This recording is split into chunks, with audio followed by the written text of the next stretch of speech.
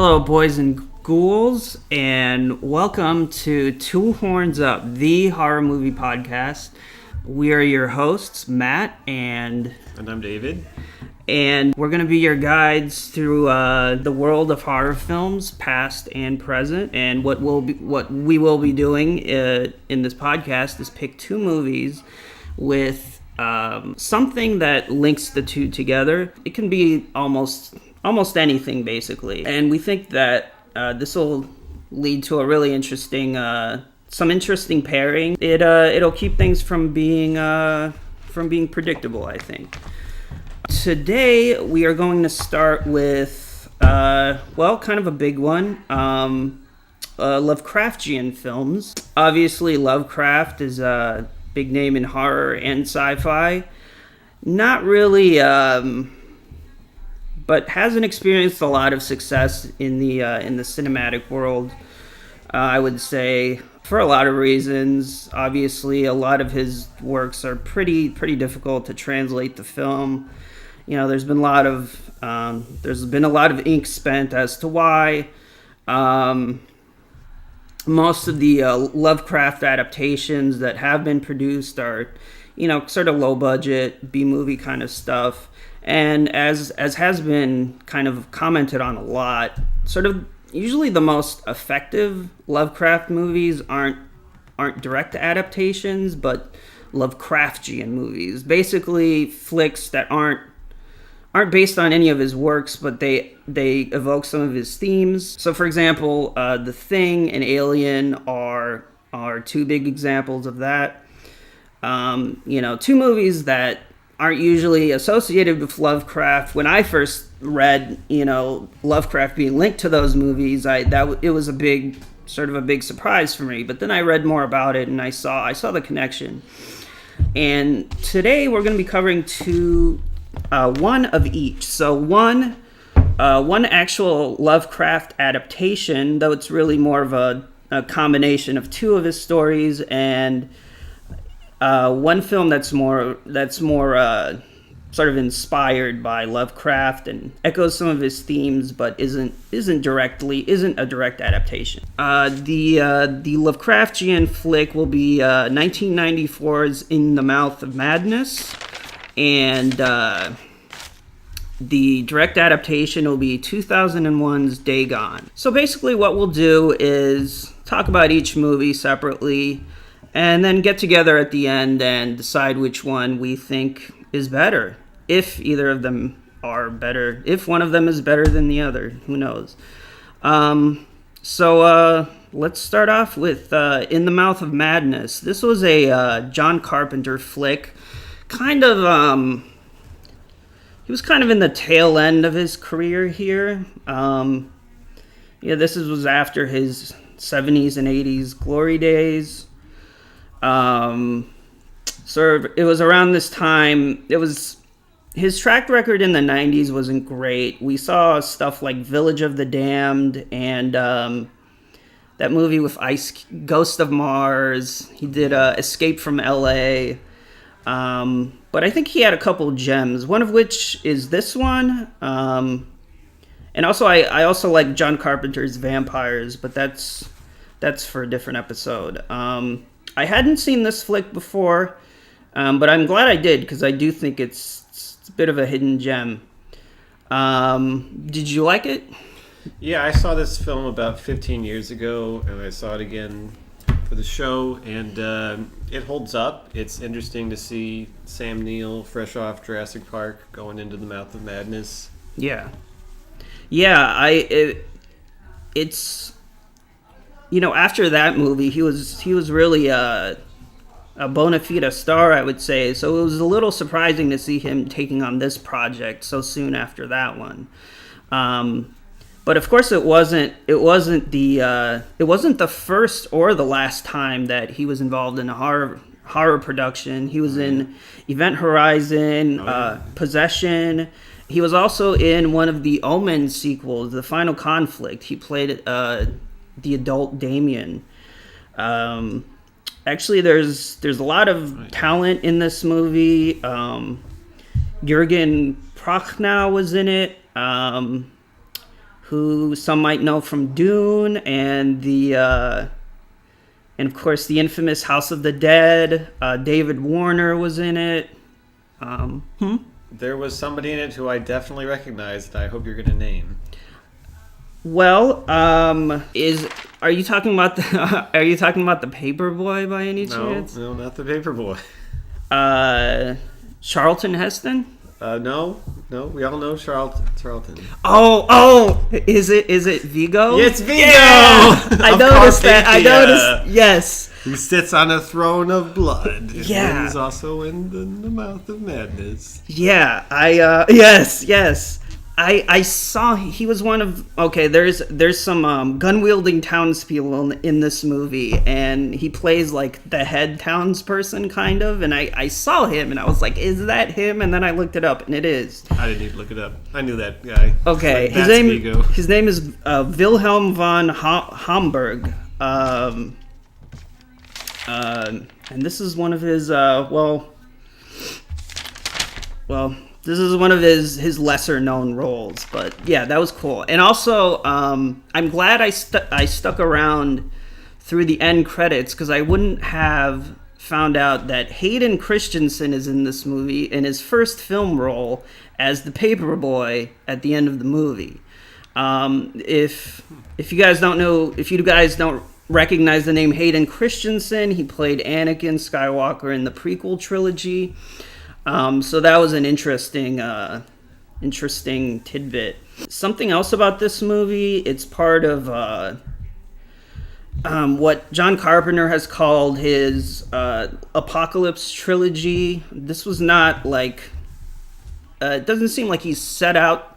Well, the other movies in the trilogy are The Thing and Prince of Darkness. I don't think he set out to make a trilogy when he was filming these, but it seems he kind of like retroactively kind of put them under this umbrella, meaning that basically it's sort of a loose connection. Like all of the movies are basically about the end of the world in one way or the other, and I would say they're all kind of Lovecraftian. So, if we wanted to do another episode like this, I think either the Thing or Prince of Darkness would be appropriate. My personal favorite of those three is The Thing, for sure, like by far, but I think they're all interesting and worth watching. So one of the things that I kind of wanted to talk about is some of the different Lovecraft references and tropes that are in the movie. Well, for one thing, I would say that so basically, well, first of all, general synopsis of the movie: Sam Neill plays an insurance fraud investigator who's hired by a publishing firm to track down one of their top authors, Sutter Kane, who is kind of, I would say in this movie is kind of a combo between Lovecraft and Stephen King in terms of his novels. It seems like they have kind of a Lovecraft theme, but he's also this sort of pop horror author, and they even say in the movie that he's more popular than Stephen King. The line originally said that this is definitely Stephen King, but then they thought that was too on the nose. They changed it to he's more successful than Stephen King. Okay.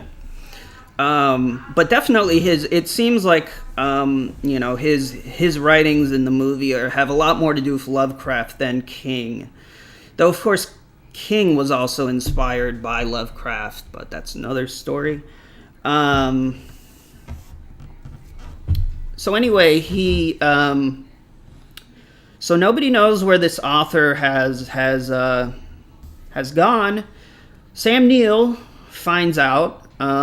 Basically, it turns out within Sutter Kane's book covers, there's a hidden map to a New England town named Hobbs End, which doesn't appear on any traditional map, but Sam Neill is able to find it.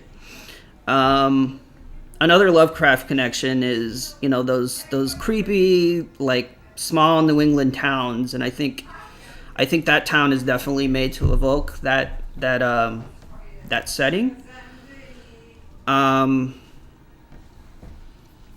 It And said Hobbs End was in New Hampshire. yeah, that's right. So he finds the town, ends up finding Sutter Kane. I mean, I don't know how much I can give away without giving away a lot of the plot. I guess he eventually he finds out that the books are essentially more than fiction. I guess you could say, but maybe we can get more into details about the plot as we go along. I think we gotta spoil it. You think so? It's the only way to talk about it. Okay. Well, then I'll start off with some of the tropes. I would say the movie opens with Sam Neill in a straitjacket. He sort of comes off as a unreliable narrator or unreliable protagonist, which is protagonist driven to madness is a common Lovecraft theme. Lovecraftian creatures adorn Sutter Kane's novels. There's some sort of it turns out we also find out that a lot of people who read Sutter Kane's novels seem to be affected by them in some way and basically turn violent. And sort of this kind of like that sort of possessed cultist vibe is also, prevalent in Lovecraft, in many of his tales, and it's also prevalent in Carpenter's Prince of Darkness. So it's possible that that theme was brought over as well. Let's see. In the fictional town, there's a hotel, small hotel, and it's run by somebody named Mrs. Pickman, which is surely a reference to Lovecraft's Pickman's model. What's that? One of his stories. I haven't read it. I think it's not one of his sort of better known ones. Yeah. I heard that one. Let me see. Yeah, and there's also it's not a direct adaptation, but there's lots of Lovecraftian language. For example, there's a line where I think Sutter Kane says the old ones can begin their journey back. So anybody who's familiar with Lovecraft knows is pretty familiar with the old ones. So I would say I would call this movie a part of the Cthulhu mythos, which was basically after Lovecraft died, artists started writing stories that took place in the world he had created, and which sort of became known as the Lovecraft mythos. So I would say that this movie is kind of a part of that tradition, I guess. Did you have any thoughts about like the Lovecraft connections to this movie? Yeah, it hit mostly on the idea of like what's really behind this. Like, who's the ultimate villain? Is it Sutter Kane, or is there a force beyond them? And they sort of like there was. I guess at one point he says that that he thought he was creating these stories, but the words weren't coming from him. They were coming from this force behind this slimy wooden door. Yeah, that eventually. I loved that door, by the way. That was really cool. And eventually, that whatever is behind it gets free and chases Sam Neill down a hallway, and you get kind of barely a glimpse of it, but it's pretty effective. Yeah, it's cool. So that's the most Lovecraftian element to me. It's like the idea that there's this, otherworldly, cosmic alien force that we can't possibly understand. That's the real manipulator behind what's happening, and Sutter Kane is just their vehicle for doing so. Conduit. Mm-hmm. And then there's the whole idea of like the madness and the unreliable narrator, and how the very concept of what's happening is enough to drive you mad. So we don't know if everything that happened to me was true, and then just at the end, what's Sam Neill's character's name? Do we even know? John Trent. John Trent. If he's driven mad, or if he was mad the whole time, or at what point he went insane, or if just the experience of all of it drove him insane, and that's very Lovecraftian as well. Yeah. And so yeah, I guess I mean we kind of have to get into spoilers here. When John Trent finds Sutter Kane in Hobbs End, Kane basically reveals that yeah, the old ones have been using Sutter and his writings to sort of prepare the way for their return to our world, our dimension. Um, he says he tells Sam Neill that his books have helped people believe the unbelievable, which in turn has given the old ones increased power. Mm-hmm. And this is why it turns out, one of the things Sutter Kane tasks John Trent to leave Hobbs End and deliver the manuscript for Sutter Kane's final book, deliver it to the publishing house for publication, because he wants as many people to read it as possible so that the old ones will finally gain enough power to break through this sort of interdimensional barrier, which I think was very cleverly represented by this like creepy old doorway, and finally come in and take over. And we also find out during this conversation, Sutter Kane claims that he also basically says the old ones have given him the power to make his writing reality, essentially, to mold reality based on his writing. And he tells John Trent that essentially he is simply a character in his latest book. And essentially his destiny is mapped out. Whatever is in the book is what will happen. So essentially, I guess Trent's choice is either to embrace that, or I guess essentially go crazy. And at the end of the movie, it sort of appears that the old ones have essentially won. But it is somewhat ambiguous. A lot of the movie is kind of ambiguous. Yeah, I would say that's one interpretation. That's what we're told at one point, that's what's going on. That he's a fictional character, and it's about the old ones, and they're trying to come back, and they're using Sutter Kane and his works to do it, and all this stuff. But then also we're also given this conflicting narrative that maybe Trent is insane the entire time, and none of it's true, or he's insane for part of it, and we don't really know. So it's sort of just about madness in the end. Like, you don't know who to trust. You don't know you can trust the plot. You don't know if you can trust Trent. You don't know if you can trust yourself. So it's kind of two conflicting ideas at the same time, and I think that was what they were going for. I don't know if I like that, because I really like the idea that you said that about the old ones and Sutter Kane and their plan to release this novel and to get the old ones back. I think that's pretty straightforward.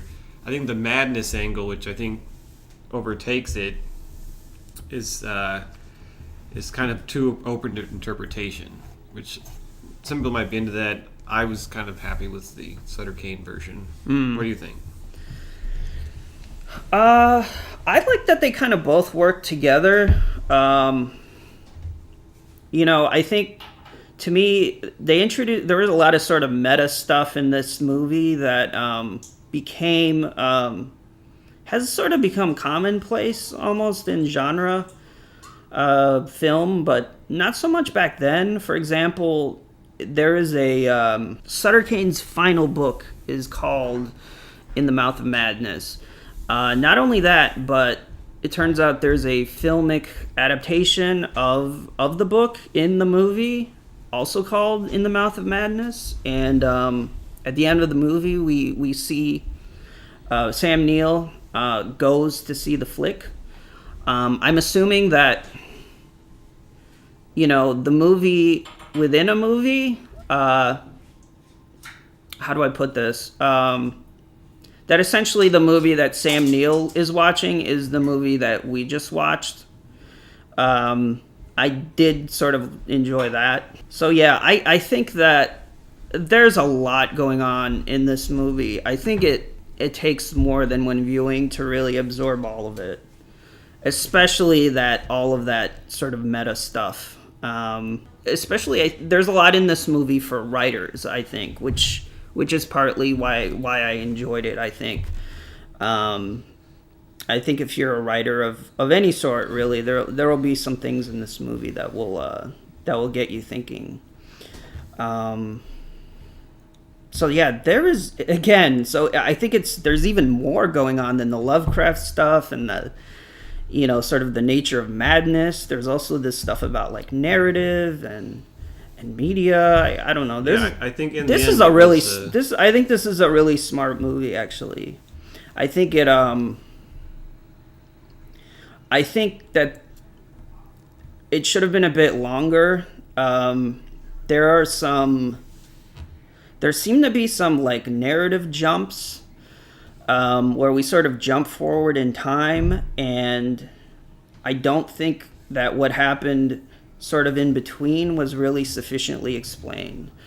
For example, especially in that last like 20 minutes of the movie, things are a bit confusing, and I'm not sure if they were purposefully confusing, because I think there's a lot in this movie that's purposefully confusing, but I think some of it is a matter of editing.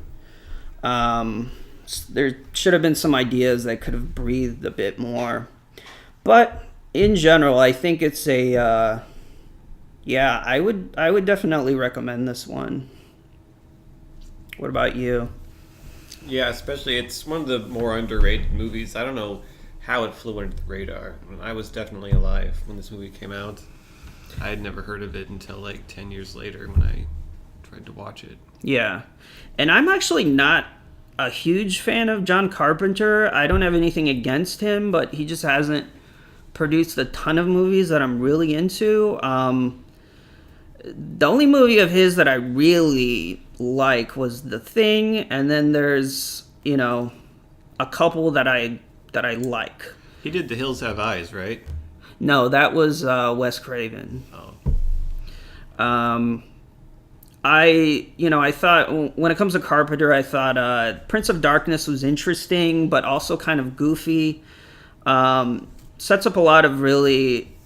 I like the premise. It sets up like a really dense atmosphere, but then sort of at some point the low budget really becomes obvious, and sort of it loses a lot of its gravitas. But that one's worth checking out. And I also like John Carpenter's Vampires. It's kind of a guilty pleasure, but James Woods is really good in that one. Yeah, I don't know. Halloween doesn't do anything for me. Really? Yeah. That's one of my favorite Carpenter. Mm. And then, some of his other stuff, non-horror stuff, doesn't really interest me too much either, like Big Trouble in Little China and stuff like that. So, but yeah, he's definite, but he's earned his place in the pantheon for sure. So, hats off to him. Any other thoughts about this flick? There's a line in the movie where they talk about if more than half the people of the world or something are insane and they see reality one way, and the sane people are the minority, then doesn't that make the insanity the norm and like their version of reality accurate? And I think that was the theme of the entire movie that they were going for. Yeah, you're right. I remember when that came up. Yeah. Oh, I forgot about that. That was a very loaded line, I thought. You could take that in many directions. Definitely fits here, I would say. Also, when Chuck Heston called Sam Neill a damn dirty ape, I thought that was an unnecessary callback. And it was not funny.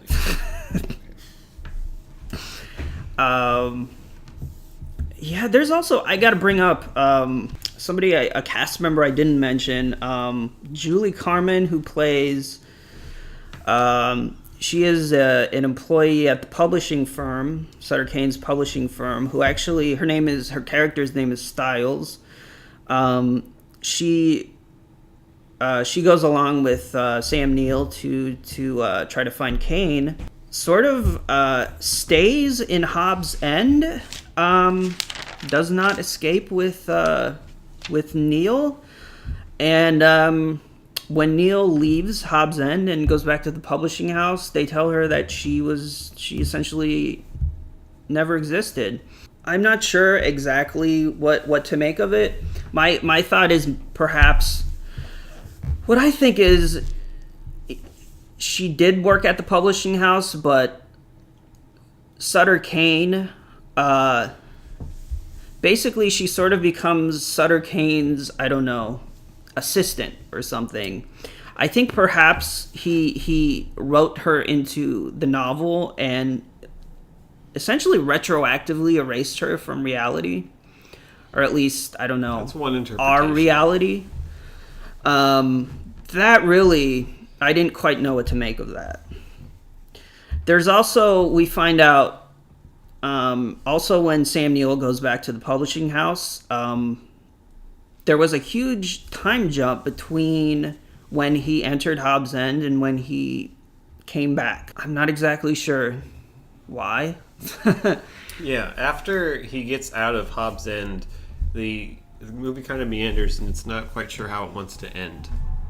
Yes, and I think that was the weakest part of the movie. I liked the very end of the movie, but everything between that and when Sam Neill leaves Hobbs End was the weakest part of the movie. Sam Neill, he goes through this pretty drastic transformation into, he becomes this essentially like a raving lunatic, and it's really not, it sort of comes out of nowhere. I definitely don't think they built up to that enough. So, I don't know. Perhaps, maybe the studio just kind of wanted to keep the runtime at a certain point, because apparently they were not very confident in this movie. They didn't think it was that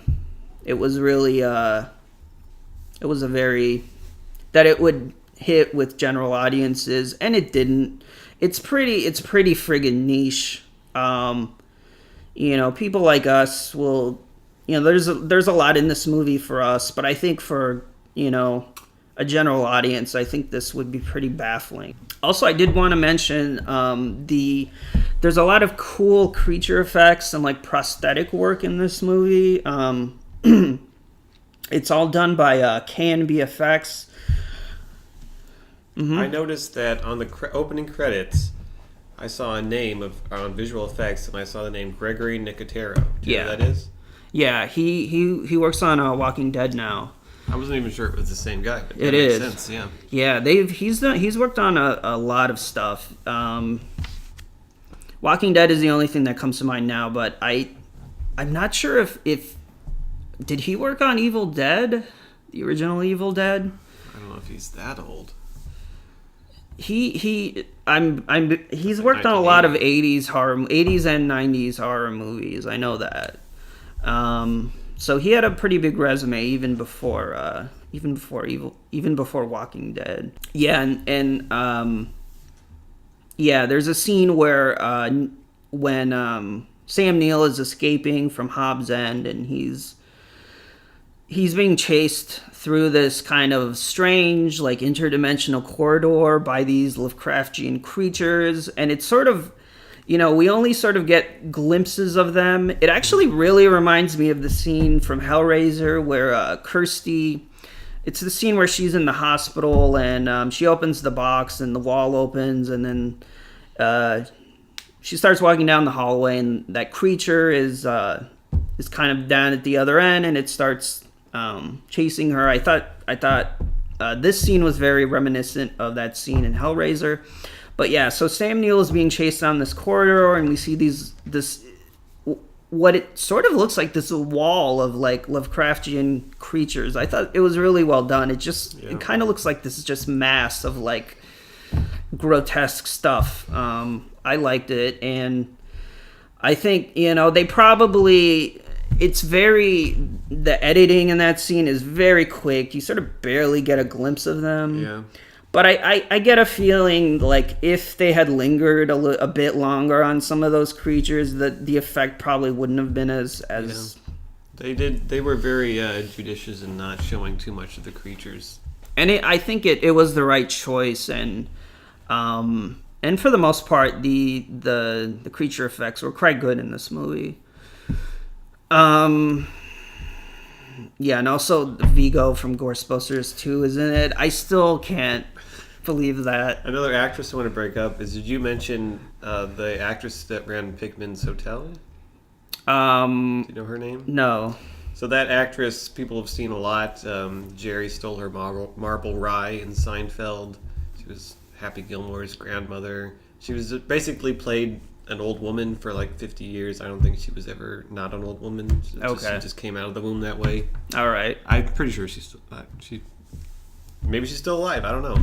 Yeah.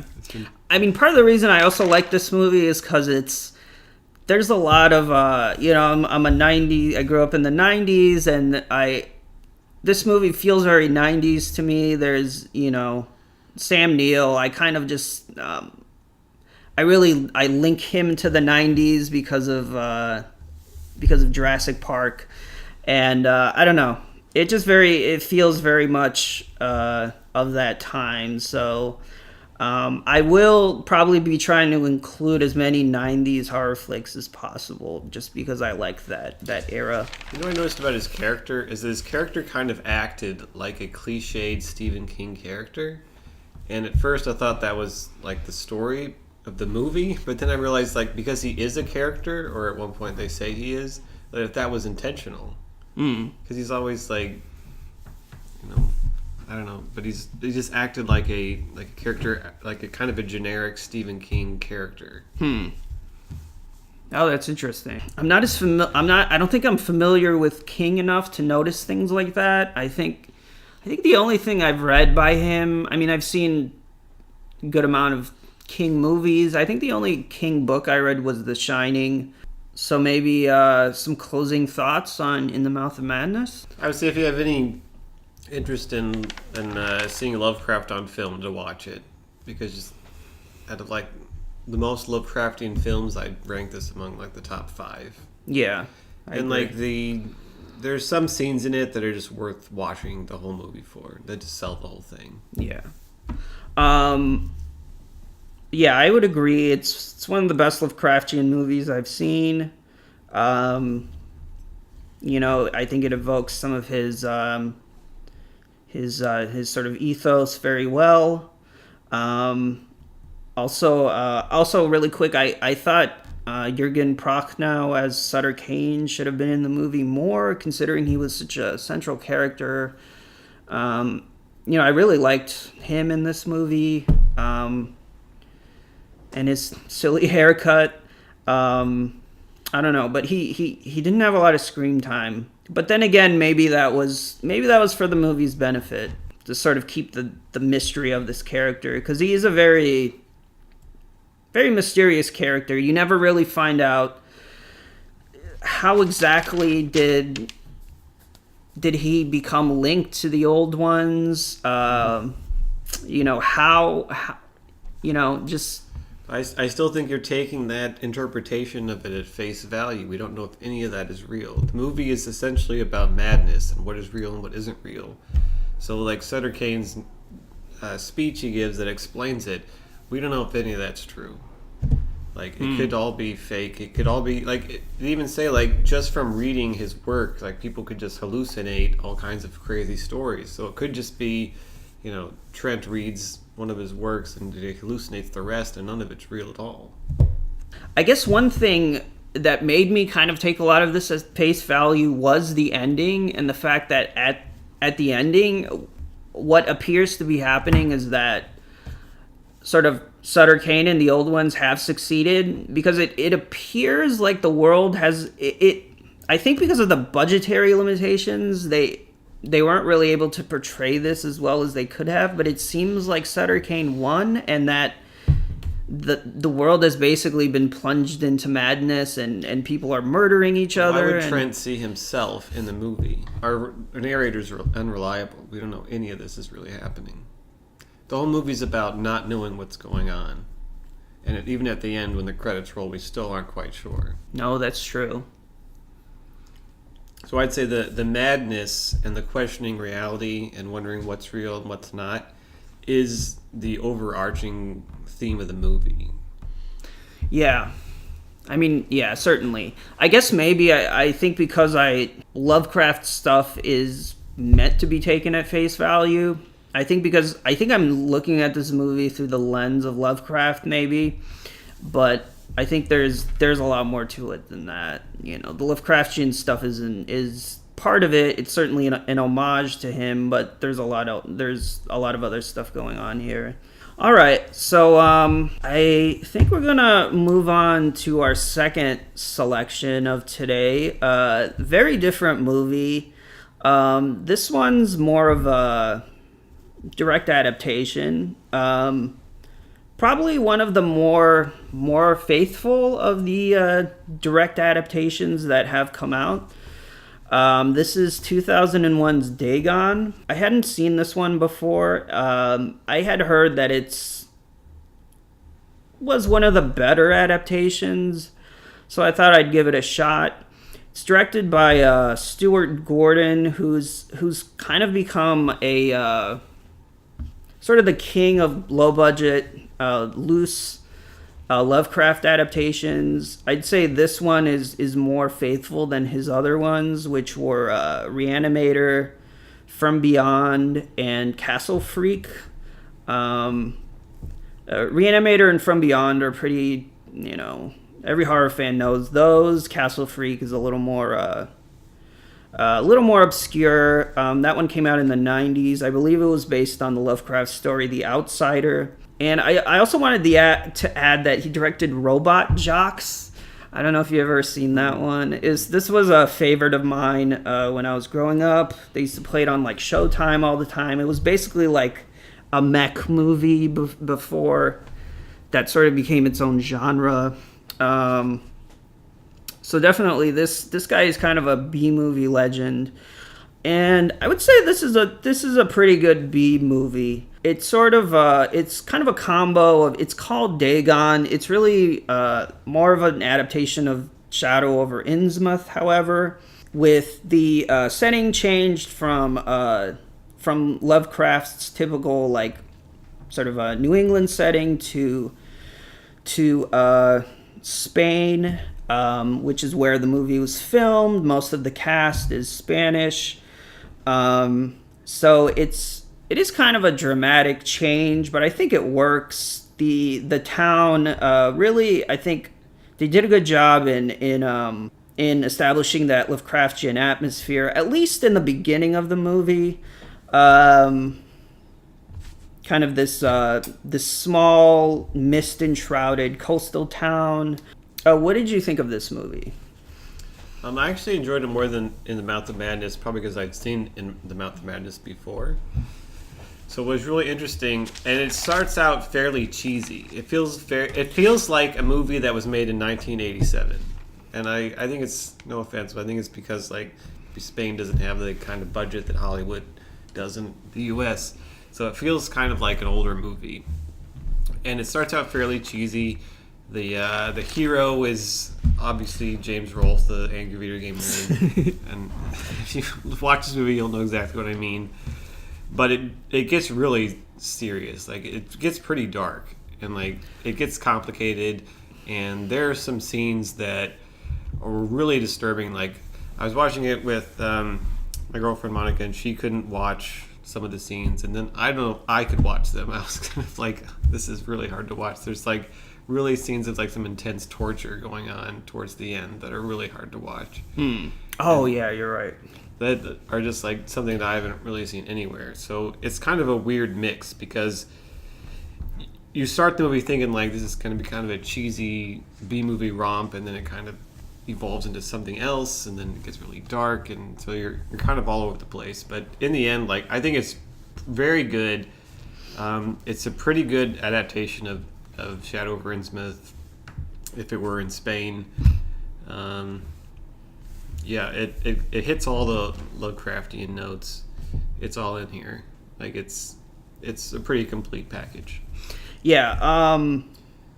When I first, probably the first 20 minutes or so, before they really kind of enter the town and the plot really kicks into high gear, the movie, it definitely felt very low budget, and the dodging was the acting was a little dodgy, and I was like, this might be a bit of a slog, but it definitely picks up. As for what you said about the protagonist, so his character's name is Ezra Godin. He's played by Paul Marsh. I think you got that backwards. Oh, yeah, you're right. The character's name is Paul Marsh.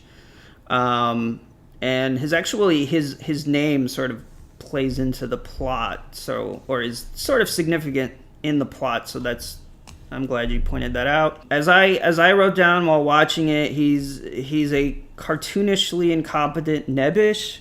I did not find him appealing at the beginning of the movie, which is another reason why I thought I would be in for kind of a long ride with this one, but he grew on me as the movie went on, and I think he sort of, by the end of the movie, he kind of grew into this protagonist hero role.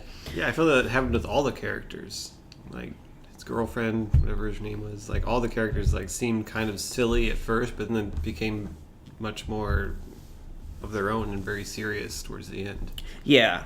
And I also read that he based his portrayal of this character on Woody Allen, so I see where he was coming from. That explains a lot. Yeah. And the movie is kind of funny. There's a really fucking funny line kind of later on. It's going to be the same one that I'm thinking of, and it was not funny. It was completely inappropriate. It made me laugh out loud, and I wrote it down immediately because I was like, I got to bring this up. It's the same one I'm thinking of. What is it? So it turns out this town, it made a pact with Dagon, who was an old one who lives beneath the depths of the ocean, and in exchange for worship, the town would receive riches and plentiful food and just prosperity, essentially. But in exchange, Dagon requires certain sacrifices, and it turns out that he enjoys mating with human women. And it turns out we meet a character in the town. I forget the character's name, but she is played by Macarena Gomez is the name of the actress. I had to write that down. I thought that was a great name. Macarena. Yes. I did get a little confused about who's related to who in this movie. Do you remember who she is? She is the daughter of... Do you remember her relation to Dagon exactly? Oh, I thought... Okay, so are you talking about Uxia the princess? Yeah. Okay, so she is like their head leader. I forget his name. He's like her daughter. You mean she's his daughter? Yeah. Okay. I forget the leader of their cult. It's not Dagon, like the god itself, but right. Like their current leader. Yeah. Who they said was like the third descendant of the person who started the cult in the first place. Oh, all right. She's his daughter, and Pablo is... Okay, to give spoilers? Yeah. Pablo, or Paul Marsh, is her half-brother. So, like, their father mated with different women, and one of them produced Uxia, the princess, who's in the movie, and one of them produced Pablo. Okay, so hopefully that clears it up, because I was pretty confused about that whole aspect of the flick.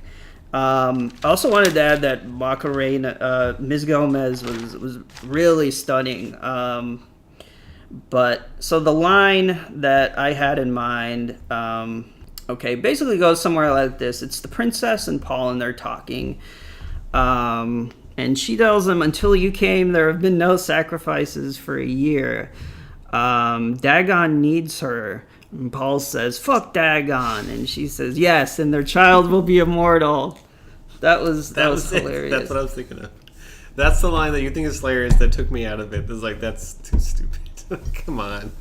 We're trying to... It's serious now. Like, that was just too cheesy and absurd, vulgar joke. I couldn't do it.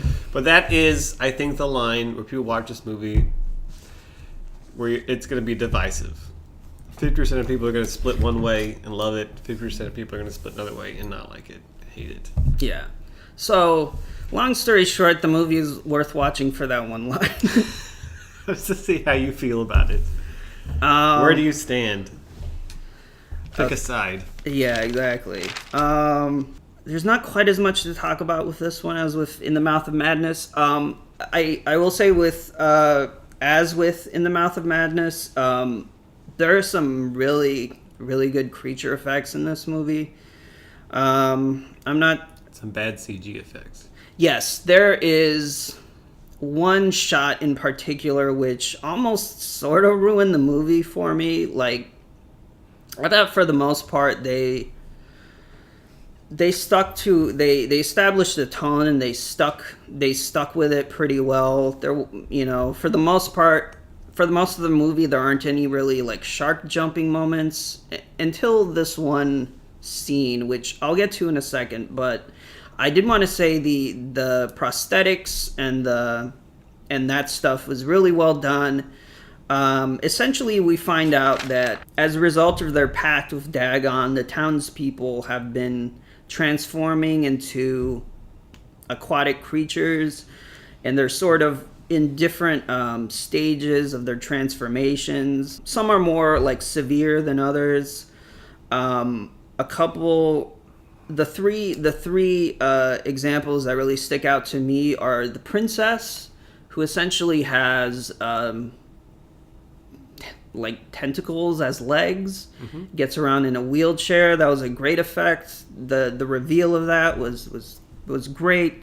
I really liked her character in general. She was one of those, I thought she was kind of one of those gray area characters, whereas she's part of this circle that we're supposed to view as the antagonists, but I think she's very, very sympathetic character and kind of has some heroic moments herself. I also do want to say this. Most of this movie is Paul getting chased around the town. Yeah, most of it. It gets it drags a little bit at sometimes. It does start to feel a little samey. It's like he gets chased a little bit. Then he finds this sort of homeless guy who, is sort of a exposition factory, and he tells him about the history of the town and their pact with Dagon, and then Paul gets chased some more, and it's a lot of chasing. But he's looking for the car. It's one car in town. Right. Until he wrecks it. Yeah. Yeah, and see, again, and it's things like that made it difficult to like him for a while, just because of how incompetent he was. And would you say that he was like a buffalo turd rolling down a hill? Because that's what the angry video game nerd would say.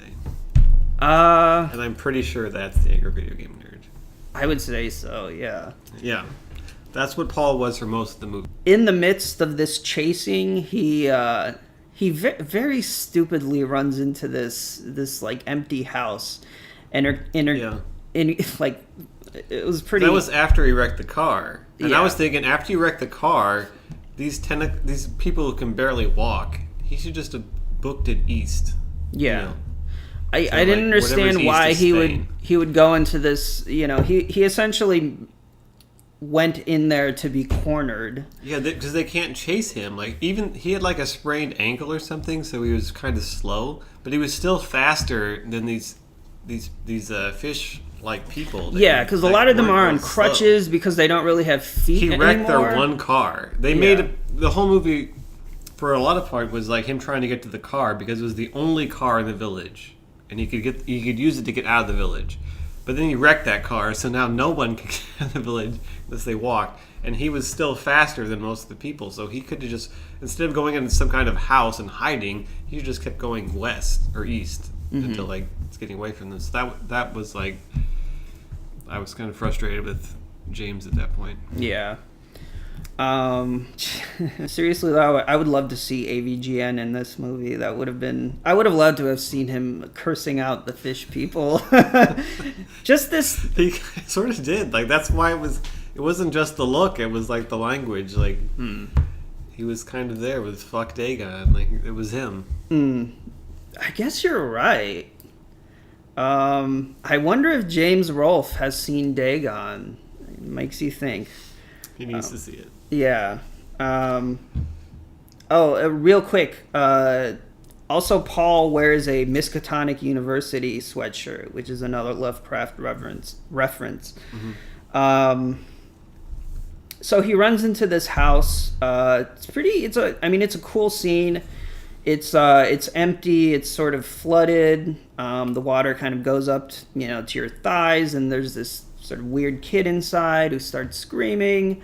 And then this guy comes out who has tentacles for arms and sharp teeth. It's a really cool scene. Really, really good effects. I really liked that.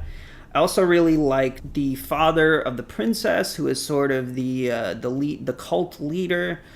We eventually, near the end of the movie, he's sort of been his appearance was kind of kept from us up to that point, but sort of revealed at the end, and it's a pretty good effect. Like, he's basically he's the furthest along in the transformation. He's basically not recognizably human at all anymore, and I think they pulled it off pretty well.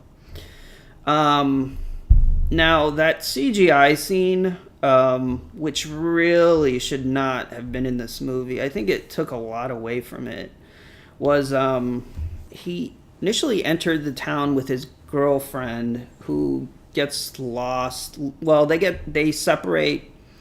She gets taken by the townspeople, and they're sacrificing her to Dagon. She's lowered into this pit of water, and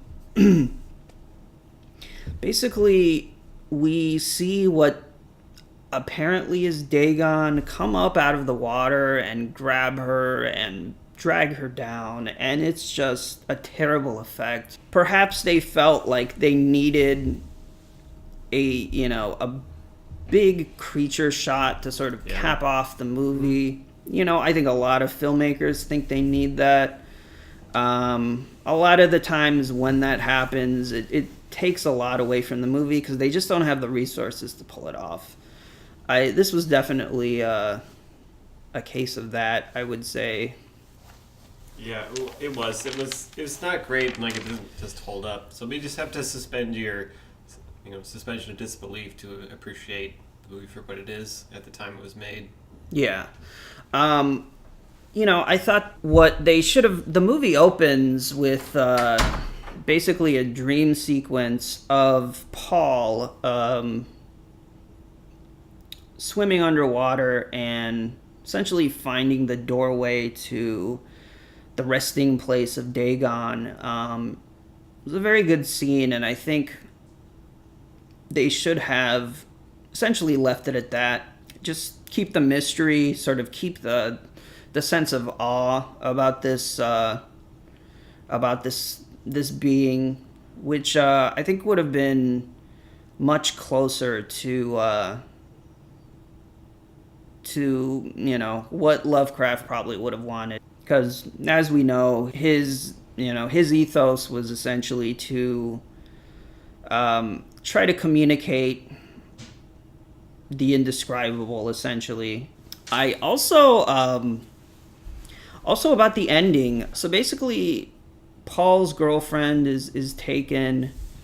Paul burns the townspeople alive, and then the princess tells him of his true heritage, and she takes him down into the depths, and essentially, it seems like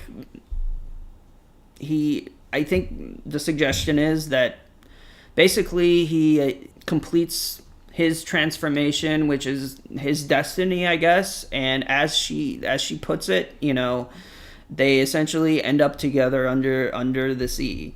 And if I remember right, the very end of the movie is them swimming to the entrance of Dagon's resting place, which was mirrored in Paul's dream from the very beginning of the movie. Something else I noticed when I finished the movie, it made me think of The Shape of Water. I don't know if you've seen that. No. That one. I wasn't a big fan, but some of the themes of this were reminiscent of The Shape of Water. Or really, I should say that some of the themes, or at least some of the imagery of The Shape of Water, I thought was really reminiscent of Innsmouth. I know that Guillermo del Toro is a big Lovecraft fan, so I wouldn't be surprised if there was some influence there, sort of the whole the human melding with the aquatic creature, and essentially the two coming together and living under the depths together. Yeah, so this was surprisingly pretty good. I wasn't sure exactly what to expect. I've seen Reanimator. I haven't seen From Beyond. But it wasn't as schlocky as I was sort of expecting. Definitely had some schlock, but not at like Reanimator levels for sure. But the thing is, I also see the connection with the humor now. So I definitely think that might have been the director's influence there, because they both kind of had those. Well, Reanimator was basically a comedy, and Dagon had these humorous moments like the one we described, which definitely weren't something you'd expect from a Lovecraft flick. So that was probably Stuart Gordon's influence there. I thought the performances were mostly pretty good. I thought it was interesting that a lot of the Spanish dialogue isn't subtitled, which I liked. I thought it was, if you don't understand Spanish, it like, for example, the protagonist did not. He really had no idea what was going on. He didn't know what anybody was talking about or what they were saying to him or about him. It kind of lent to the mystery and the intrigue of the place. I liked that.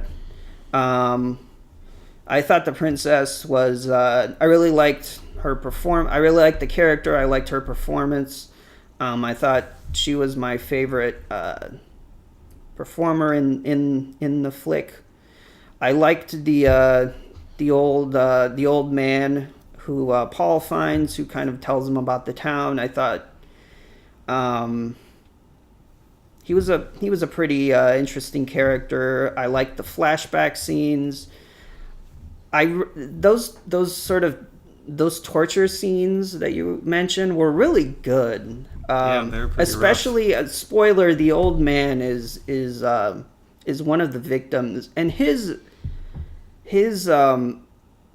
the sequence where he is tortured and killed was really effective. Just the dialogue, his dialogue as it's happening was really good, and definitely more than I would expect from a movie like this. Yeah, this was definitely better than I expected. Especially because it starts out so like simple and kind of cheesy, and you sort of lowers your expectations. Yeah, and it has that. I think Paul in this movie, he's some sort of .com impresario or something. Sure. He has this. It's very this one part really dates the movie. From what I got from it, he's like a .com whiz kid, and he has like this little proto laptop computer or something, and it's kind of funny to watch in 2019. But yeah, so I don't know, anything else that I missed about Dagon? As someone who's been to Innsmouth many times through various games and role-playing games, board games, live-action games, this really did feel like Innsmouth. The squamous squishing of the walking of the inhabitants of the town, whether it's Innsmouth or what do they call it here, Imbolca? Yeah. It's pretty good representation of what that place is like. So I think if you have any interest in Lovecraft, then you would want to watch this. Yeah, definitely. The whole movie feels very damp. Everything is damp. It's raining. Every scene is raining. Yeah. They'd have to. That was probably a lot of work to like make it rain in every scene. Yeah, and every room, every set, feels like it's just full of damp and mold, and it feels like sort of the town itself is kind of transforming, along with the townspeople, which I thought was really clever, and I think there was a good amount of thought and care put into this movie. I think they really tried to be respectful to the source material and to Lovecraft. Some of the humor, maybe not so much, but I personally liked it. So yeah, I would recommend this one as well. I would too. Like, if you have interest in Lovecraft, I would watch this film. Yeah. So now that we've covered both flicks, maybe let's talk about which one is more worthy of the title of being a Lovecraftian movie. That's a good question, because I think Dagon adapts a story from Lovecraft more accurately, but In the Mouth of Madness deals with Lovecraftian themes more. Yeah, to me, I always thought Innsmouth was it's sort of one of his more sort of down to earth stories. It's not quite as awe-inspiring as some of his other stuff.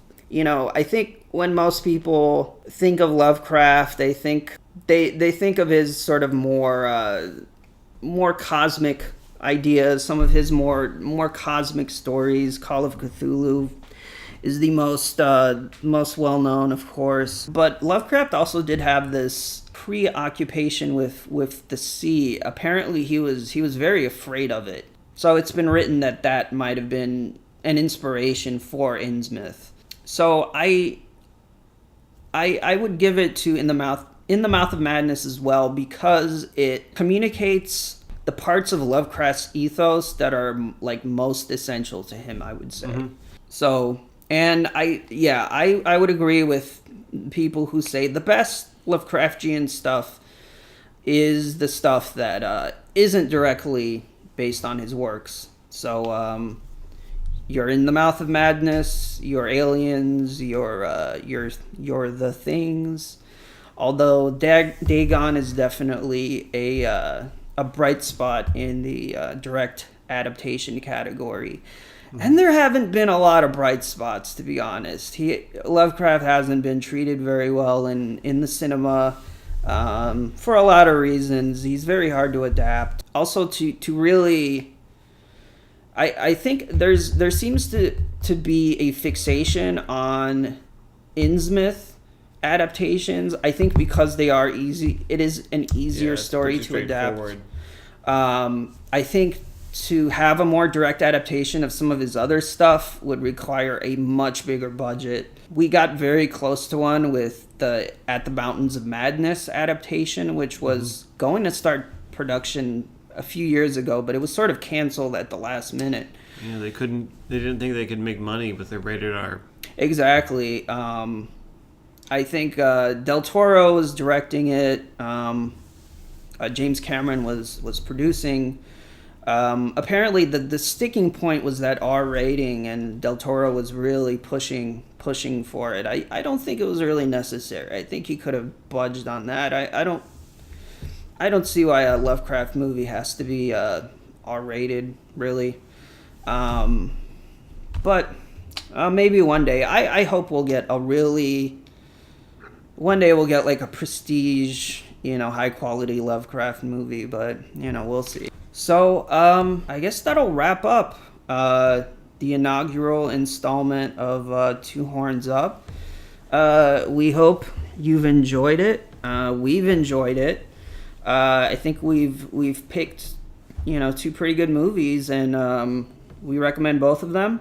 We hope you guys will continue watching in the future. We'll catch you guys next time. Bye. Bye.